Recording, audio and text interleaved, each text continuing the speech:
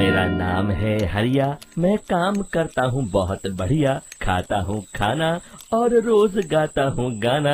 अरे यार, आज तो बहुत देर हो गई। इस खतरनाक जंगल को देखकर तो मेरे हाथ पैर ठंडे हो गए हैं। अगर मैं वक्त पर गांव नहीं पहुंचा तो मालिक बहुत नाराज हो जाएंगे। तभी हरिया को एक आवाज सुनाई देती है। सुनिए हरि जी। अरे, ये आवाज किसने दी? तभी हरिया को सामने कुछ दूर एक औरत खड़ी दिखाई देती है। अरे भाई, ये औरत अकेली इतनी रात को इस जंगल में क्या कर रही है? चलकर पूछना पड़ेगा। फिर हरिया अपनी बैलगाड़ी उस औरत के सामने लाकर रोक देता है और उससे पूछता है। अरे सुनिए, आप इतनी रात को इस खतरनाक जंगल में अकेली क्या कर रही हैं? तभी वो औरत मीठी आवाज में कहती है। अरे हरि जी, आप आ गए।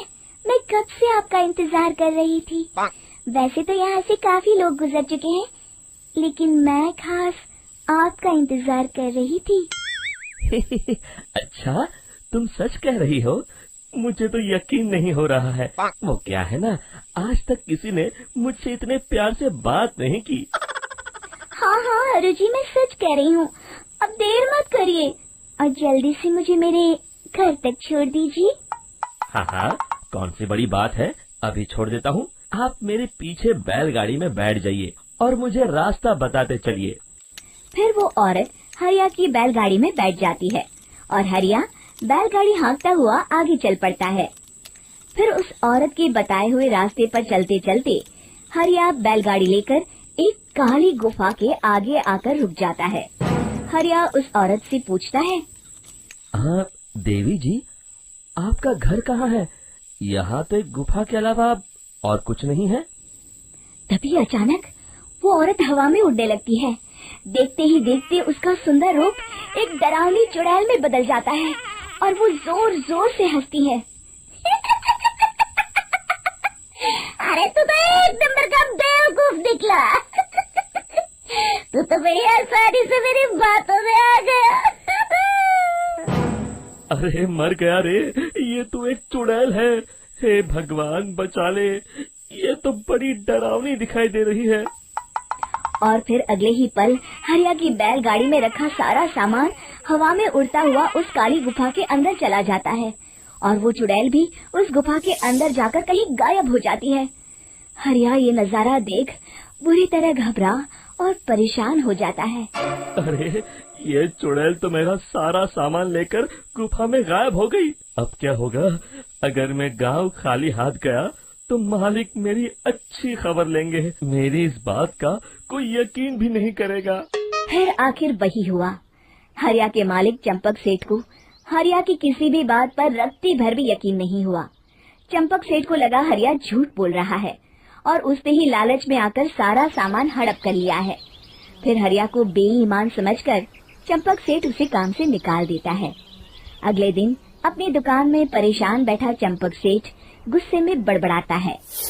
अरे, दुकान में तो सामान बिल्कुल भी नहीं है। अब मुझे ही शहर जाकर सामान लाना होगा। फिर वो अपनी बैलगाड़ी लेकर शहर चला जाता है। शहर से सामान लेकर जब चंपक सेठ वापस गांव लौट रहा होता है, तभी उसे एक आवाज सुनाई देती है। चंपक जी, ओ चंपक जी। अरे, ये तो कोई मेरा नाम लेकर मुझे पुकार रहा है। फिर उस रास्ते में वही औरत खड़ी दिखाई देती है। फिर क्या था, हरिया की तरह चंपक सेठ भी उस औरत के पास अपनी बैलगाड़ी लेकर जाता है और वो भी उसकी चिकनी चुपड़ी बातों के मुंह जाल में फंस जाता है।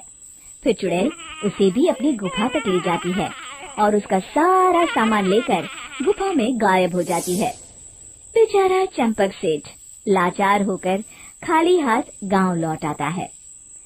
फिर ये उस जंगल में रोज की बात हो जाती है।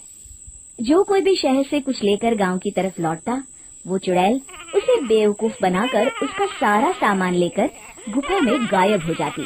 एक दिन हरिया एक लकड़हारे को उसी जंगल की तरफ जाते हुए देखता है। फिर हरिया उसे रोकते हुए कहता है। अरे भाई, क्यों अपनी मौत को दावत दे रहे हो? मेरी बात मानो, आगे जंगल में मत जाओ, वहाँ एक बड़ी भयानक चुड़ैल रहती है।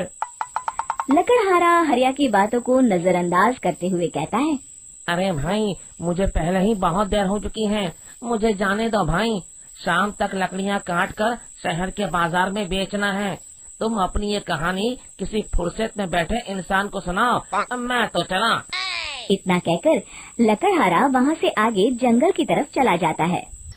फिर अगले दिन गांव के मुखिया के घर के बाहर बहुत सारे लोग जमा हो जाते हैं।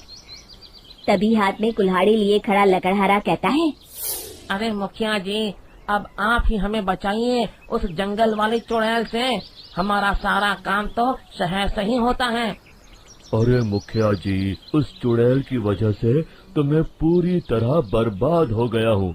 हम सबको मिलकर उस चुड़ैल का कोई इलाज करना पड़ेगा।